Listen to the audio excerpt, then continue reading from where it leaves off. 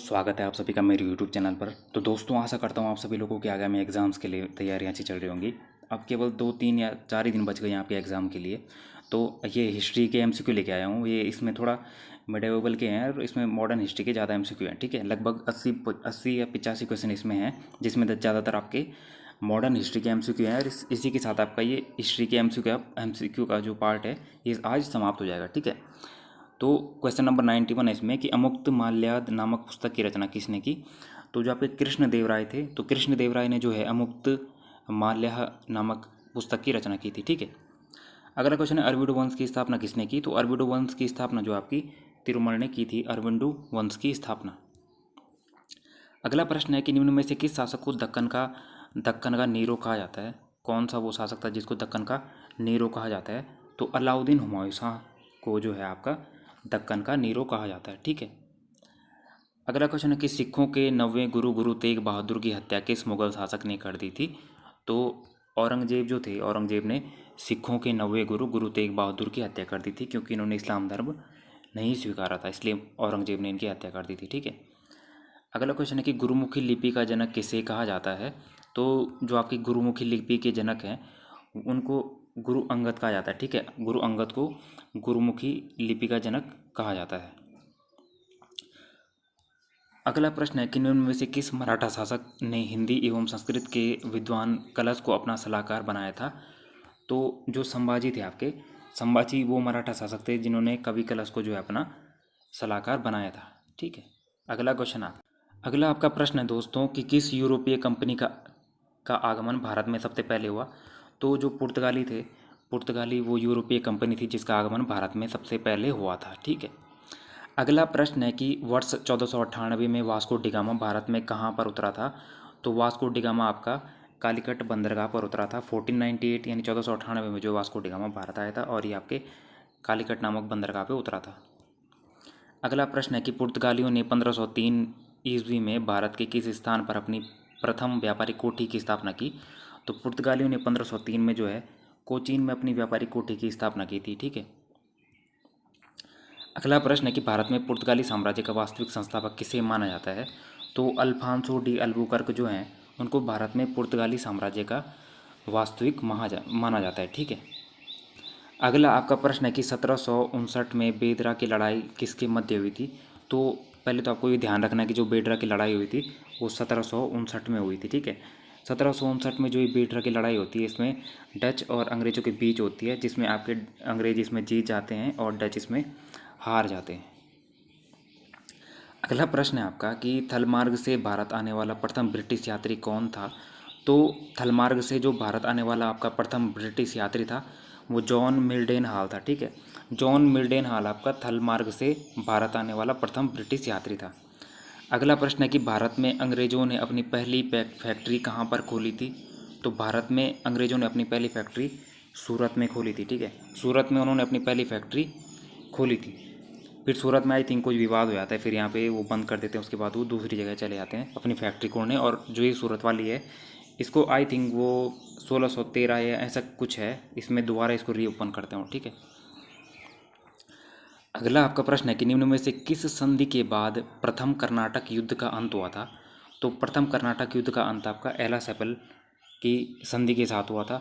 दूसरा कर्नाटक युद्ध आपका जो हुआ था वो पांडिचेरी की संधि, और तीसरा कर्नाटक युद्ध आपका पेरिस की संधि के तहत अंत हुआ था। ठीक है, अगला प्रश्न है कि वांडीवास का युद्ध किसके मध्य हुआ था। तो वांडीवास का युद्ध आपका फ्रांसीसियों और अंग्रेज़ों के बीच आपका वांडीवास का युद्ध हुआ था। ठीक है, अगला प्रश्न है कि बंगाल में द्वैध शासन की समाप्ति किसने की थी। तो जो आपके वॉरेन हेस्टिंग्स थे उन्होंने बंगाल में द्वैध शासन की समाप्ति की थी। द्वैध शासन का टाइम पीरियड याद रखिएगा, 1765 टू 1772 आपका बंगाल में द्वैध शासन चलता है, जिसकी समाप्ति आपके वॉरेन हेस्टिंग्स कर देते हैं। अगला प्रश्न है कि द्वितीय आंग्ल मैसूर युद्ध में हैदर अली को किसने पराजित किया था। तो द्वितीय आंग्ल मैसूर युद्ध आपका होता है तो उसमें हैदर अली को आपका आयरकूट हरा देता है, हैदर अली को। ठीक है, सेकेंड आंग्ल मैसूर युद्ध में। अगला प्रश्न आपको सुमेलित करना है, तो यहाँ पे आपको सुमेलित करना पड़ेगा इसको। ठीक है, पुरंदर की संधि। तो दोस्तों यहाँ पे आपका हो जाएगा जो पुरंदर की संधि आपकी है वो जो आपकी इसका हो जाएगा ए। ए का 1 हो जाएगा। सूरत की संधि 1775 में हुई थी। पुरंदर की संधि आपकी हुई थी 1776 में। बड़गांव की संधि हुई थी 1779 में। और देवगांव की संधि हुई थी 1803 में। ठीक है, ये आपकी वो वाली पुरंदर की संधि नहीं है जो शिवाजी के साथ हुई थी, वो आपकी 1665 की है, वो दूसरी है। ठीक है, और ये आपकी दूसरी वाली संधि है। अगला क्वेश्चन आपका,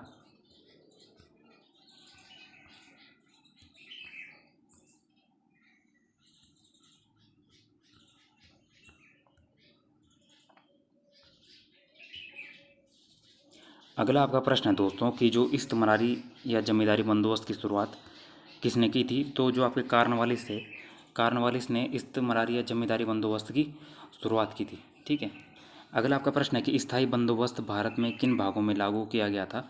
तो जो आपका स्थायी बंदोबस्त था वो बंगाल, बिहार और मद्रास, इन तीनों जगह जो आपका स्थायी बंदोबस्त को लागू किया गया था। अगला प्रश्न है कि भारत में रैयतवाड़ी बंदोबस्त की शुरुआत सर्वप्रथम कहाँ की गई थी। तो जो रैयतवाड़ी बंदोबस्त था इसकी शुरुआत सर्वप्रथम भारत में तमिलनाडु में की गई थी। ठीक है, अगला प्रश्न है कि निम्नलिखित में से कौन सा सही सुमेलित नहीं है। तो इसमें आपको पहचानना है कौन सा सही सुमेलित नहीं है। तो चुआर विद्रोह जो आपका, ये आपका सही सुमेलित नहीं है क्योंकि आपका बंगाल में हुआ था। उसके अलावा आपका मोपला विद्रोह केरल सही है। तेबागा आंदोलन आपका बंगाल सही है। संथाल विद्रोह आपका भागलपुर सही है। ठीक है, चुआर विद्रोह आपका बंगाल हो जाएगा। अगला आपका प्रश्न है कि निम्न में से किसने कांग्रेस को सूक्ष्मदर्शी संस्था कहा था। तो कांग्रेस को सूक्ष्मदर्शी संस्था कहा था डफरिन ने। ठीक है, डफरिन ने कहा था कि कांग्रेस एक सूक्ष्मदर्शी संस्था है। बात करते हैं कर्जन की, तो कर्जन ने कहा था कि कांग्रेस अपने पतन की ओर लड़खड़ाती हुई जा रही है। ठीक है, डलहौजी की बात करते हैं तो डलहौजी का कार्यकाल 1848 टू 1856 आई थिंक, आप चेक कर लीजिएगा इसको। ठीक है, और कैनिंग आपका पहला वॉइसराय हो जाता है। ठीक है, चारों ऑप्शन मैंने एक्सप्लेन कर दिया आपको। अगला क्वेश्चन है लैंड होल्डर सोसाइटी की स्थापना कब हुई थी। ये पूछा जा चुका है एक बार एग्जाम में। लैंड होल्डर सोसाइटी इंपॉर्टेंट है। 1838 में आपकी लैंड होल्डर सोसाइटी की स्थापना हो जाती है। अगला क्वेश्चन है इंडिया एसोसिएशन की स्थापना कब हुई थी। तो आपकी जो इंडिया एसोसिएशन की स्थापना होती है, इंडिया एसोसिएशन की स्थापना आपकी जो है 1876 में हो जाती है। ठीक है, अगला क्वेश्चन है कि बंगाल विभाजन विरोधी आंदोलन का प्रारंभ किस तिथि से हुआ था। तो आपका बंगाल विभाजन विरोधी आंदोलन जो है 7 अगस्त 1905 से प्रारंभ हुआ था और इसके विरोध में हमने स्वदेशी आंदोलन चलाया था। ठीक है, स्वदेशी आंदोलन हमने बंगाल विभाजन के विरोध में चलाया था।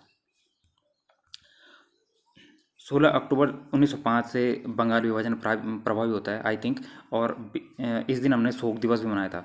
16 अक्टूबर को हमने शोक दिवस मनाया था क्योंकि इस दिन से बंगाल विभाजन प्रभावी हुआ था। और 20 जुलाई 1905 से शायद जो है आपका बंगाल विभाजन अधिनियम ये कुछ पारित किया गया था। ऐसे इसकी 3 डेटें आती है। ठीक है, तीनों डेट हैं इसकी, तीनों डेटों में अलग अलग चीज़ें हुई हैं। तो इसका आंसर आपका बी हो जाएगा। अगला क्वेश्चन है आपका कि बंगाल विभाजन के विरोध में निम्न में से कब शोक दिवस मनाया गया। तो 16 अक्टूबर 1905 को जो है बंगाल दिवस के विरोध में आपका शोक दिवस मनाया गया था। अगला क्वेश्चन है संजीवनी नामक पत्र की रचना किसने की थी। तो आपके जो कृष्ण कुमार मित्र थे उन्होंने आपकी संजीवनी नामक पत्र की रचना की थी, आपकी कृष्ण कुमार मित्र ने। अगला क्वेश्चन है पहली बार स्वराज की मांग किसने दी थी। तो पहली बार आपकी स्वराज की मांग जो है दादा भाई नौरोजी ने पहली बार स्वराज की मांग दी थी। अगला आपका प्रश्न है दोस्तों कि 1906 के कलकत्ता अधिवेशन की अध्यक्षता किसने की थी। तो कलकत्ता अधिवेशन 1906 दादा भाई नौरोजी ने की थी और यहीं से इन्होंने स्वराज की मांग को पहली बार उठाया था। अगला प्रश्न है निम्न में से किसके नेतृत्व में 1906 ईस्वी में मुस्लिम लीग की स्थापना हुई थी। तो ए बी दोनों हो जाएगा। सलीमुल्लाह खां और आगा खां के नेतृत्व में 30 दिसंबर 1906 को मुस्लिम लीग की स्थापना होती है ढाका में। ठीक है, ये इसका आंसर हो जाएगा। अगला क्वेश्चन 1916 में भारतीय राष्ट्रीय कांग्रेस के लखनऊ अधिवेशन की अध्यक्षता किसने की थी।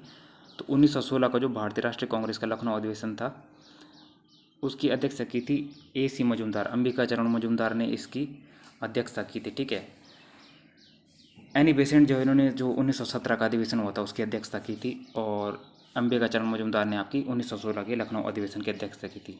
1916 का लखनऊ अधिवेशन थोड़ा इंपॉर्टेंट है क्योंकि इसमें काफ़ी सारी चीज़ें हुई थी, जैसे मुस्लिम लीग और इंडियन नेशनल कांग्रेस इसमें एक हो जाती है और नरम दल गरम दल भी इसमें एक हो जाते हैं। ठीक है, 1916 का अधिवेशन के बारे में एक और इम्पोर्टेंट फैक्ट आता है कि जो 1916 का अधिवेशन था उसका जो विरोध था वो मदन मोहन मालवीय ने इसका विरोध किया था, ठीक है। 1916 के अधिवेशन का विरोध किया था इन्होंने, ये इसके सपोर्ट में नहीं थे, क्योंकि इन्होंने कहा था कि ये मात्र एक दिखावा है, ज़्यादा दिन तक मुस्लिम लीग और कांग्रेस जो है साथ नहीं रह सकते, ठीक है। अगला क्वेश्चन है कि कांग्रेस के 1916 के लखनऊ अधिवेशन में कौन सा मुख्य दूरगामी परिणाम वाला निर्णय लिया गया था। तो कांग्रेस के 1916 के लखनऊ अधिवेशन में कौन सा मुख्य दूरगामी परिणाम वाला निर्णय लिया गया था। तो मुस्लिम लीग की पृथक निर्वाचन क्षेत्र की मांग को स्वीकार, ठीक है, ये इसका आंसर हो जाएगा। अगला क्वेश्चन, निम्न में से कौन 1916 के लखनऊ के कांग्रेस अधिवेशन के विषय में असत्य है। तो जो 1916 का लखनऊ अधिवेशन हुआ था कांग्रेस का, उसके संबंध में ऑप्शन नंबर ए असत्य है। अंबिका चरण मजूमदार ने इसकी अध्यक्षता नहीं की थी, ठीक है, जबकि इन्होंने इसकी अध्यक्षता की थी, ठीक है। बाकी ऑप्शन देख लो आप, बी इसमें था, इस अधिवेशन में उदारवादियों और उग्रवादियों के बीच पुनः मेल हो गया था और महात्मा गांधी पहली बार चंपारण के किसानों की समस्याओं से अवगत कराए गए, ठीक है, ये इसके आंसर दोनों सही है। भारत में सबसे पहले होम रूल लीग की स्थापना किसने की। तो तिलक ने जो है सबसे पहले भारत में होम रूल लीग की स्थापना की थी, ठीक है। अगला प्रश्न है कि निम्नलिखित में से कौन होम रूल लीग से नहीं जुड़ा था। जो आपके चित्तरंजन दास हो जाएंगे। चित्तरंजन दास आपके होम रूल लीग से नहीं जुड़े थे, ठीक है। अगला प्रश्न कि खेड़ा सत्याग्रह में गांधी जी का प्रमुख सहयोगी कौन था। तो खेड़ा सत्याग्रह में गांधी जी का जो प्रमुख सहयोगी था वो सरदार वल्लभ भाई पटेल भी हो जाएंगे और इंदुलाल याज्ञनिक भी, इस दोनों के दोनों गांधी जी के प्रमुख सहयोगी थे खेड़ा सत्याग्रह 1918 में जो आपका हुआ था। अगला प्रश्न है कि महात्मा गांधी के राजनीतिक जीवन की आपको 4 घटनाओं का कालक्रम लगाने के लिए आता है, ठीक है। ये तो इसमें सबसे पहले आपका चंपारण हुआ था। चंपारण मैं आपको बता देता हूँ उसका अगला, ठीक है। सबसे पहले आपका चंपारण हुआ था, उसके बाद आपका अहमदाबाद हुआ, अहमदाबाद मेरा मजदूर, उसके बाद आपका खेड़ा, ठीक है। चंपारण, अहमदाबाद, खेड़ा, ये इसका कालक्रम हो जाएगा आपका, ठीक है। तो सबसे पहले आपका चंपारण हो गया, फिर आपका अहमदाबाद हो गया, अहमदाबाद में मजदूर आंदोलन, फिर आपका खेड़ा हो गया और फिर आपका असहयोग आंदोलन हो जाता है। ये इसका क्रम हो जाता है 1 2 3 4। अगला प्रश्न है निम्नलिखित सत्याग्रहों में से किसका नेतृत्व गांधी ने नहीं किया था। तो महात्मा गांधी ने जो है आपका बारदोली का नहीं किया था, क्योंकि बारदोली का किया था सरदार वल्लभ भाई पटेल ने बारदोली सत्याग्रह का नेतृत्व किया था। रोलेट एक्ट का लक्ष्य क्या था। तो रोलेट एक्ट का जो लक्ष्य था, बिना मुकदमा चलाए बंदी बनाना और मुकदमों की सुनवाई संक्षिप्त प्रक्रिया द्वारा, ठीक है, ये इसका मुख्य उद्देश्य था रोलेट एक्ट का। अगला क्वेश्चन है कि 1919 ईस्वी में अखिल भारतीय खिलाफत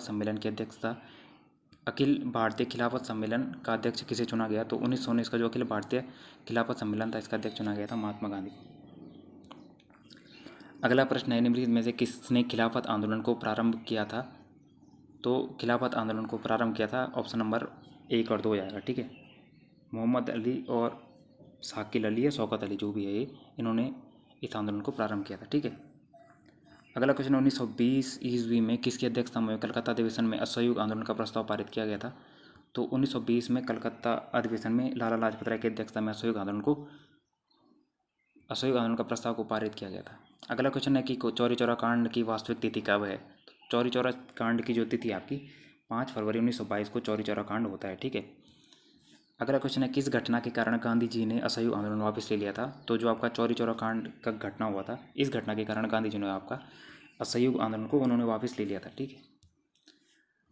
स्वराज दल की स्थापना किसने की थी। तो मोतीलाल नेहरू और चित्तरंजन दास ने स्वराज दल की स्थापना की थी। 1 जनवरी 1923 में इन्होंने जो है इस स्वराज पार्टी की स्थापना की थी, ठीक है। जनवरी 1923 में इन्होंने स्वराज पार्टी की स्थापना की थी। अगला आपका प्रश्न है निम्नलिखित में से किस एक ने भारतीय राष्ट्रीय कांग्रेस के उस अधिवेशन की अध्यक्षता की थी जिसमें पूर्ण स्वराज का प्रस्ताव पारित हुआ था। तो पूर्ण स्वराज का प्रस्ताव पारित हुआ था आपका 1929 और उसकी अध्यक्षता की थी जवाहरलाल नेहरू ने। अगला क्वेश्चन है गांधी के दांडी मार्च के संदर्भ में कौन सा कथन असत्य है। तो यह साबरमती आश्रम से दांडी आश्रम तक का मार्च है, ये सही है। और नमक कर का विरोध करना इसका मुख्य प्रयोजन था, ये भी सही है। समुद्र के किनारे पहुंचकर गांधी ने नमक बनाया था, ये भी सही है। पूरी तरह से पैदल मार्च था, ये आपका गलत हो जाएगा इसमें, ठीक है। गांधी इरविन समझौते पर हस्ताक्षर कब हुए थे। तो 1931 में गांधी इरविन पैक्ट हो जाता है। गांधी इरविन पैक्ट को आपको दिल्ली समझौता भी कहते हैं, जो आपको 1931 में हो गया था। अगला क्वेश्चन है, निम्नलिखित में से किसने सांप्रदायिक अधिनिर्णय, ठीक है, सांप्रदायिक अधिनिर्णय का जन्मदाता रैमजे मैकडोनाल्ड, ठीक है, 16 अगस्त 1932 को इसने सांप्रदायिक निर्णय यानी कम्युनल अवार्ड की घोषणा की थी, ठीक है। अगला क्वेश्चन, 1907 में जर्मनी के स्टुटगार्ट में निम्न में से किसने भारतीय तिरंगा फहराया? तो मैडम भीकाजी कामा जो है आपकी, इन्होंने जर्मनी के स्टुटगार्ट में तिरंगा फहराया था। अगला क्वेश्चन है, निम्नलिखित में से किसने इंडियन रिपब्लिक आर्मी का गठन किया? तो सूर्य सेन ने जो आपकी इंडियन रिपब्लिक आर्मी का गठन किया था। अगला क्वेश्चन है, अगस्त प्रस्ताव के समय भारत का वायसराय कौन था? तो अगस्त प्रस्ताव के समय भारत का वायसराय था आपका लिनलिथ। अगला प्रश्न है, फरवरी 1946 में नौसेना विद्रोह को शांत करने में किसकी मुख्य भूमिका थी? तो सरदार पटेल और मोहम्मद अली जिन्ना, इन दोनों की मुख्य भूमिका थी जो फरवरी 1946 में नौसेना विद्रोह हुआ था। अगला प्रश्न है, भारत छोड़ो आंदोलन के संदर्भ में निम्न में से कौन सा कथन असत्य है? तो भारत छोड़ो आंदोलन के संबंध में कौन सा कथन आपका असत्य हो जाएगा, ठीक है। तो ऑप्शन नंबर बी असत्य है, भारत छोड़ो प्रस्ताव 1942 के लखनऊ अधिवेशन में पारित हुआ था, ये आपका सत्य हो जाएगा। जबकि बाकी सारे इसमें सही है, ठीक है। जैसे ये आपका सही है कि क्रिप्स मिशन की असफलता के बाद 1942 में भारत छोड़ो आंदोलन प्रारंभ हुआ, ये सही है। इस आंदोलन में गांधी जी ने करो मरो का नारा दिया, ये भी आपका सही है। गांधी जी को ऑपरेशन जीरो आवर के तहत गिरफ्तार किया गया, ये भी आपका सही है। पढ़ते हैं अगले क्वेश्चन की तरफ। अगला आपका प्रश्न है कि निम्न में से कौन कैबिनेट मिशन में शामिल था? तो स्टेफोर्ड क्रिप्स, पैथिक लॉरेंस और ए बी अलेक्जेंडर, ये तीनों की तीनों कैबिनेट मिशन में शामिल थे, ठीक है। कमेंट में बताइएगा कि जो कैबिनेट मिशन था इसकी अध्यक्षता किसने की थी, ठीक है। इन तीनों में से एक था जो जिसने उसकी अध्यक्षता की थी, वो आप कमेंट बॉक्स में बताएंगे। अगला क्वेश्चन आपका, अगला क्वेश्चन है, कुछ पत्रिकाएं दे रखी हैं उनको आपको सुमेलित करना है। तो मेरा तो अखबार चलाया था आपका राजा राममोहन राय ने, राष्ट्रकप्तूर हो जाएगा दादा भाई नौरोजी, हिंदू पैट्रियाट गिरीश चंद्र घोष और स्टेट्समैन हो जाएगा रॉबर्ट नाइट। अगला क्वेश्चन है आप, अगला आपका प्रश्न है कि जो मंगल पांडे कहाँ के विप्लव से जुड़े थे? तो मंगल पांडे आपके बैरकपुर के विप्लव से जुड़े हुए थे। अगला क्वेश्चन है, निम्न में से किसने 1857 के विद्रोह को प्रथम स्वतंत्रता संग्राम कहा था? तो जो आपके वी डी सावरकर थे, इन्होंने 1857 के विद्रोह को प्रथम स्वतंत्रता संग्राम कहा था। अगला क्वेश्चन है, द ग्रेट रिवेलियन नामक पुस्तक के लेखक कौन है? तो आपके अशोक मेहता, आपके द ग्रेट रिवेलियन एक बुक है, उसके लेखक आपके अशोक मेहता हो जाते हैं। First war of Indian independence नामक पुस्तक के लेखक कौन है? तो आपके जो वी डी सावरकर हैं वो आपके first war of Indian independence पुस्तक के लेखक हो जाते हैं। अगला प्रश्न है, दिल्ली में 1857 के विद्रोह का नेतृत्व किसने किया था? तो बहादुर शाह जफर ने दिल्ली में 1857 के विद्रोह का नेतृत्व किया था। अगला प्रश्न है, रानी लक्ष्मीबाई को अंतिम युद्ध में सामना करना पड़ा? तो यूरोज का सामना करना पड़ा रानी लक्ष्मीबाई को अपने अंतिम युद्ध में। अगला प्रश्न है, निम्न में से कौन इलाहाबाद में 1857 ईस्वी के संग्राम का नेता था? तो लियाकत अली आपका 1857 के संग्राम का नेता था इलाहाबाद में, ठीक है। इलाहाबाद में आपका लियाकत अली हो जाता है। अगला प्रश्न, 1857 के संघर्ष में भाग लेने वाले सिपाहियों की सर्वाधिक संख्या थी, इंपॉर्टेंट क्वेश्चन है। तो सबसे ज़्यादा संख्या आपकी अवध से थी, ठीक है। 1857 का जो स्वतंत्रता संग्राम हुआ था उसमें सबसे ज़्यादा सिपाहियों की मात्रा आपकी अवध स्टेट से थी, ठीक है। अगला प्रश्न है, बंकिम चंद्र चटर्जी के प्रसिद्ध उपन्यास आनंद मठ का कथानक आधारित है? तो बंकिम चंद्र चटर्जी का प्रथम प्रसिद्ध उपन्यास आनंद मठ, ये आपका सन्यासी विद्रोह पर आधारित है। अगला क्वेश्चन है, फ़कीर विद्रोह का नेतृत्व निम्न में से किसने किया था? तो फ़कीर विद्रोह का नेतृत्व आपका मजनू शाह ने किया था। अगला क्वेश्चन है, अगला आपका प्रश्न है, निम्नलिखित में किसने संथाल विद्रोह का नेतृत्व किया था? तो सिद्धू और कानू ने जो है संथाल विद्रोह का नेतृत्व किया था। अगला प्रश्न है, निम्न में से कौन सा विद्रोह खूट कट्टी प्रथा के विरोध में झारखंड में प्रारंभ हुआ था? तो खूट कट्टी प्रथा के विरोध में झारखंड में हुआ था आपका मुंडा विद्रोह प्रारंभ। अगला प्रश्न है, कौन सी महत्वपूर्ण घटना जलियांवाला बाग नरसंहार के तुरंत पूर्व घटी थी? तो जलियांवाला बाग की जो घटना हुई थी इससे तुरंत पूर्व आपकी रॉलेट एक्ट का बनना, ये वाली घटना घटी थी। अगला क्वेश्चन है, काफ़ी संख्या में लोग अमृतसर के जलियांवाला बाग में 13 अप्रैल 1919 को एकत्रित हुए थे गिरफ्तारी के विरोध में। तो कौन किसकी गिरफ्तारी के विरोध में एकत्रित हुए थे जलियांवाला बाग में? तो सैफुद्दीन किचलू और सत्यपाल, इन दोनों की जो गिरफ्तारी हुई थी इसके विरोध में ये जलियांवाला बाग में एकत्रित हुए थे, जहाँ पे इन पे गोलियां चलाई गई, ठीक है। अगला प्रश्न है, हंटर आयोग की नियुक्ति की गई थी? तो हंटर आयोग की नियुक्ति की गई थी जलियांवाला बाग हत्याकांड के बाद हंटर आयोग की नियुक्ति की गई थी। इस आयोग का काम था कि ये अपनी रिपोर्ट देगा कि जलियांवाला बाग हत्याकांड जो हुआ था इसका रीज़न क्या था। अगला क्वेश्चन है, निम्नलिखित घटनाओं का सही क्रम नीचे दिए गए कोड से आपको भरना है। तो सबसे पहले इसमें हुआ था ऑप्शन नंबर 2, सत्यपाल को बंदी बनाया जाना। उसके बाद जलियांवाला बाग का नरसंहार होता है, ठीक है। उसके बाद जलियांवाला बाग का नरसंहार होता है। उसके बाद आपका 1919 का अमृतसर अधिवेशन कांग्रेस का होता है, ठीक है।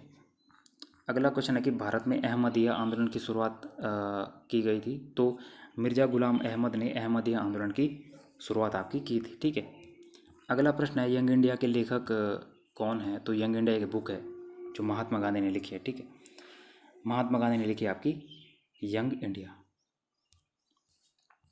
अगला प्रश्न है, निम्न में से कौन सा प्रथम बंगला राजनीतिक समाचार पत्र था? तो सोम प्रकाश आपका प्रथम बांग्ला राजनीतिक समाचार पत्र था। अगला क्वेश्चन है आपका, अगला क्वेश्चन आपको ही सम्मिलित करना आपने, ठीक है। तो यहाँ पे हो जाएगा जो आपका ब्रह्म समाज है, ब्रह्म समाज हो जाएगा राजा राममोहन राय, ठीक है। ब्रह्म समाज राजा राममोहन राय आपका हो गया। और आर्य समाज हो गया आपका दयानंद सरस्वती, ठीक है। अलीगढ़ आंदोलन हो गया आपका सैयद अहमद खान। और प्रार्थना समाज हो गया आपका गोविंद रानाडे, ठीक है। अगला क्वेश्चन है, भारत छोड़ो आंदोलन का प्रस्ताव कांग्रेस के किस अधिवेशन में पारित किया गया था? तो भारत छोड़ो आंदोलन का प्रस्ताव आपका कांग्रेस के ग्वालियर टैंक के अधिवेशन में पारित किया गया था। अगला क्वेश्चन है, निम्न में से किस कांग्रेस के अधिवेशन में नेशनल कॉन्फ्रेंस और भारतीय राष्ट्रीय कांग्रेस का विलय हो गया था, ठीक है। तो हमारे पास जो है एक इंडियन नेशनल कांग्रेस थी उस टाइम पे और एक इंडियन नेशनल कॉन्फ्रेंस थी, ठीक है। इन दोनों का विलय हुआ था दूसरे अधिवेशन 1886 में। अगला प्रश्न आपको सम्मिलित करना है, ठीक है। यहाँ पे आपको बताना है किस अधिवेशन की अध्यक्षता किसने की थी। तो पहले का तो एक हो जाएगा, फिरोज शाह मेहता ने की थी 1890 का जो कांग्रेस अधिवेशन था। बी का हो जाएगा दूसरा 1896 का रहीमतुल्लाह सयानी ने किया था। तीसरा हो जाएगा 1905 गोपाल कृष्ण गोखले और 1906 का दादा भाई नौरोजी, ठीक है। 1 2 3 4 इसका आंसर हो जाएगा। अगला और आज के सेशन का आपका लास्ट क्वेश्चन है कि निम्न में से किस कांग्रेस अधिवेशन की अध्यक्षता महात्मा गांधी ने की थी? तो एकमात्र अधिवेशन था 40वां अधिवेशन जो आपका बेलगांव कर्नाटक में हुआ था।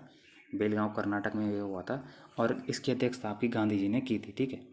तो दोस्तों ये आपके मॉडर्न हिस्ट्री के क्वेश्चन हो चुके हैं। इसके बाद इसमें वर्ल्ड हिस्ट्री के क्वेश्चन हैं, तो वर्ल्ड हिस्ट्री के आपके सिलेबस में है ही नहीं, तो वो मैंने इंक्लूड किए ही नहीं है। उनको मैं बाद में जो है फॉरेस्ट गार्ड के लिए करूँगा, ठीक है। 200 तक हैं वो, तो इसके बाद के वर्ल्ड हिस्ट्री के हैं, तो कनिष्ठ सहायक में तो आएगा नहीं, तो मैंने इस वीडियो में इंक्लूड नहीं किया। तो दोस्तों आपको सेशन अच्छा लगता हो तो आप कमेंट में अपनी फीडबैक दे सकते हैं, ठीक है। इसी तरह के वीडियोस आपके लिए लाए जाएंगे आपके जितने भी एग्ज़ाम्स होंगे। सेशन को शेयर एंड सब्सक्राइब जरूर कीजिएगा। मिलते हैं नेक्स्ट वीडियो में। Thank you.